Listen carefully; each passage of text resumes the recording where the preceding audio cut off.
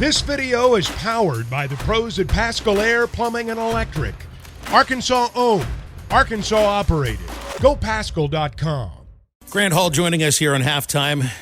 Appreciate his time on Wednesdays. Hi, Grant. So we got Major League Baseball doing the 3 o'clock first pitch for everybody today. I know there's a doubleheader that's going to start a little earlier than that, but everybody starts at the same time.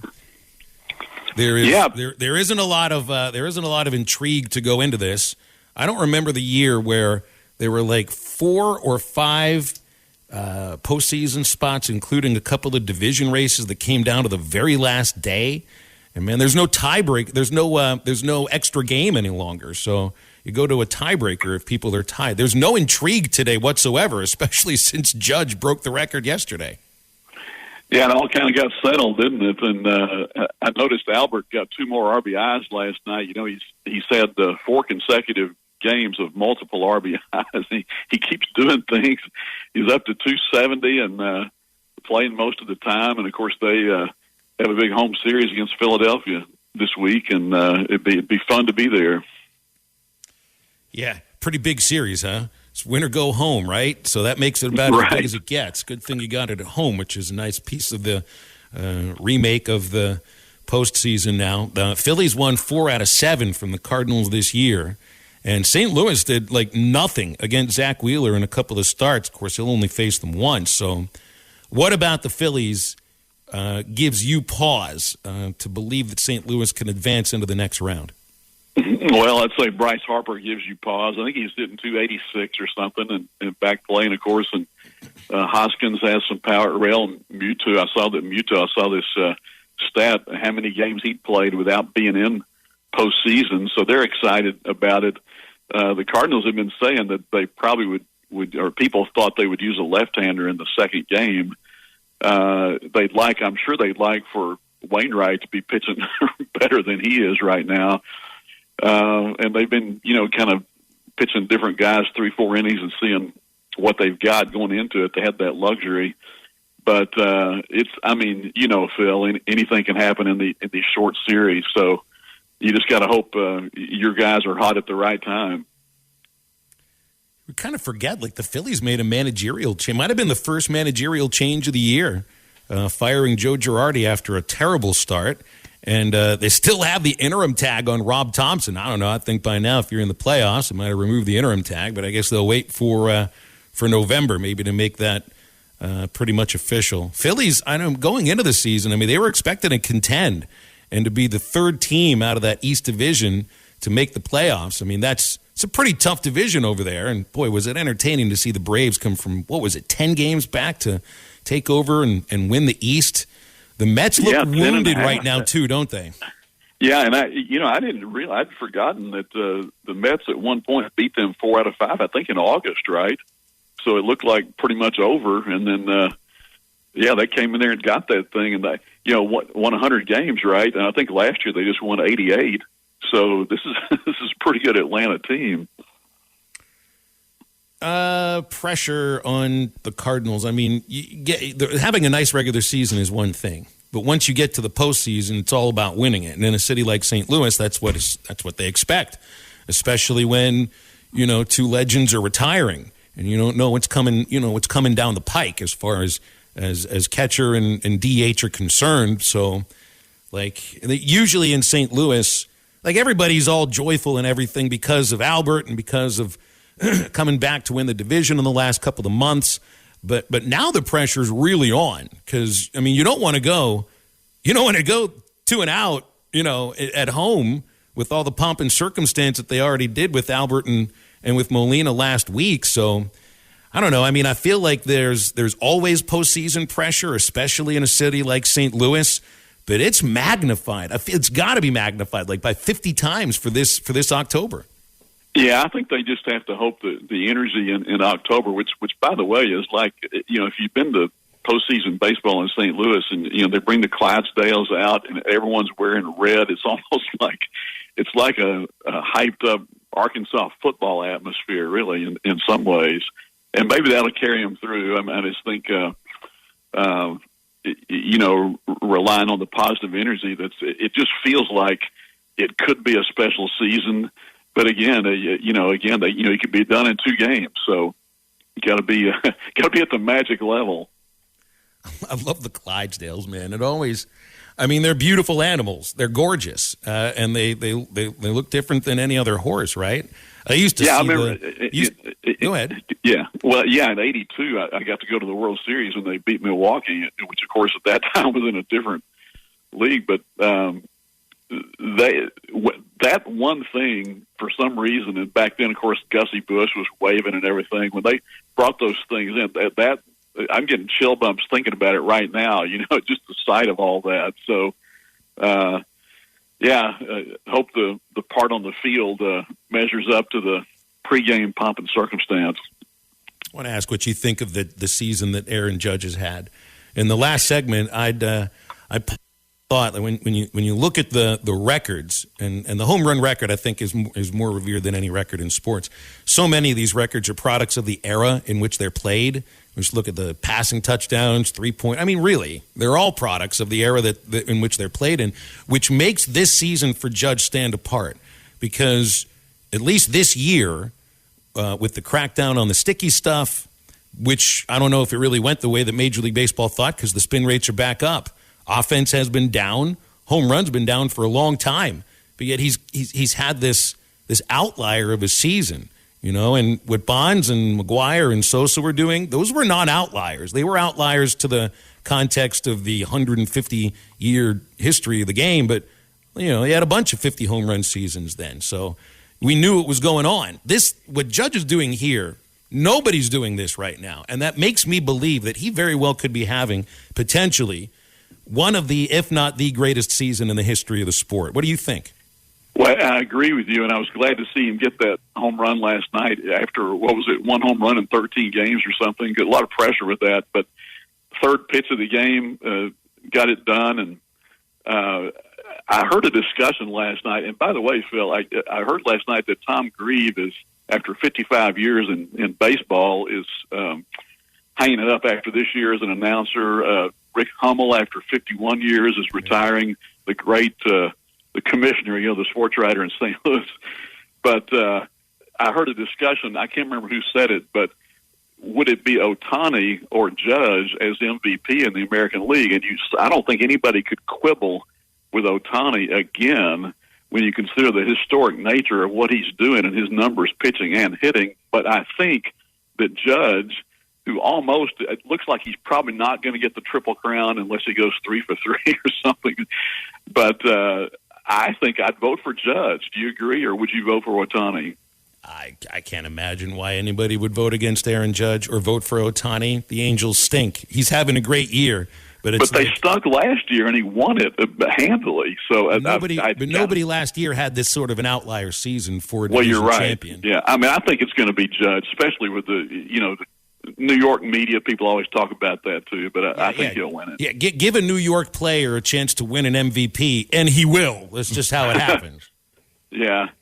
Dwight Gooden once tied Willie McGee, and I thought Dick Young was going to be apoplectic about it. That he had to share the award with Willie McGee one year. Now, Grant, the other New York team, I think they've got put into a real interesting situation because I think the Padres have come on strong here of late. They're looking pretty good going into these postseason. Then they got to play the Dodgers if they're able to get past the Padres in the wild card series. Is losing that last series against Atlanta last weekend, basically saying those 3 losses are what cost the Mets the season? We'll just have to see. I've never been much of a Mets fan, but I do follow James McCann, and he's had a rough year with injuries and everything. But he's back playing. He's hitting 182. It looks like Nido is playing more than he is, hitting about 240. But that right there is kind of my total interest in the New York Mets. I can't blame you. It's not, as far as New York teams go, it's not the most easiest one to root for. I do want to get your opinion on the Razorbacks this week, and with the news from Sam Pittman's SEC teleconference today that KJ Jefferson has not practiced this week. He's been to practice. He's been in the meetings, but actually physically has not practiced this week. How do you think the quarterback situation is going to look like in Starkville? Well, there was that media thing yesterday with, I guess, with David Basil talking to Hornsby, who said that they've been splitting the first team reps that he and Fortin had, and Fortin seemingly would be the guy. He was the guy last week. But I do think there might be, you'll probably see both of them. And I think you'll maybe see more than just the one package with Hornsby. And again, it didn't go well when he came in for 3 plays, and then he didn't play the next week. But it'll go to practice, which we don't see. I mean, anybody's guess is probably as good as ours on that. But just based on what different people are saying, they're sharing reps over there, and that tells me. I mean, coaches can always play games and so forth. It's like Saban talking about Bryce Young being day to day. Well, he could be day to day for 4 weeks and not play, or he could play. So anymore, it's hard to get information. But whatever the case, they're going to have to play well because Will Rogers has, I think, 19 touchdown passes and 3 interceptions, and what is he, second or third in the country in passing yards? And the Pirate is figuring it out more and more in the SEC, it seems. Well, it's also that Rogers. It's not just Will Rogers. He's in his 3rd year there, but like most of the pass catchers there are also in either their 2nd or 3rd year. And they're not a bunch of transfers that are just learning this offense. They know this offense. And they know Will Rogers, and he knows them. And they've got things almost down to a T right now. I know that there have been some huge seasons for quarterbacks in Leach's 3rd year, because of the need to know of how this offense operates. So that is one thing that does make me nervous. I know that was it Simeon Blair yesterday said all the right things about coverage and working on tackling and keeping the ball carrier in front of you and limiting the yards after catch. But man, we've heard all this now for the last 3-4 weeks, and you're still waiting to see the tackling improve. I'm a little nervous about Saturday because of the time that Rodgers and his receivers and the running backs too, because they're pass catchers. They don't have any tight ends. How much time they've had to simmer in this offense for a couple of years. And, man, they're also looking for revenge because they're 0-2 against the Razorbacks since Leach has been the coach. Yeah, that's right. And, Sam Pittman said last Wednesday, I think he talked about got to tackle them in a phone booth. Well, Arkansas is missing tackles. They're also giving up chunk plays. When Alabama had those long scoring plays, I thought about there was a year, and granted this was in a different era of football, but one of Arkansas's championship seasons, maybe in the late 80s or something, they didn't give up a run of more than 30 yards or a pass of more than 30 yards in the entire season. Now, it's totally different now. Obviously, offenses are pretty sophisticated in what they can do. But, the Razorbacks have to get some stops. It's funny, I told Sam last week at the thing, I said, before the 1969 Arkansas-Texas game, John Barnhill told Frank Broyles, Frank, if you could just make them punt 6 or 8 times. And Arkansas played the game of the century and lost at 15-14, but they only made Texas punt twice. And last week they made Alabama punt 3 times.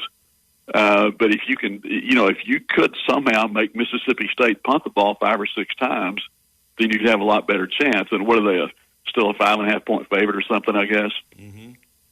Yeah, I think so.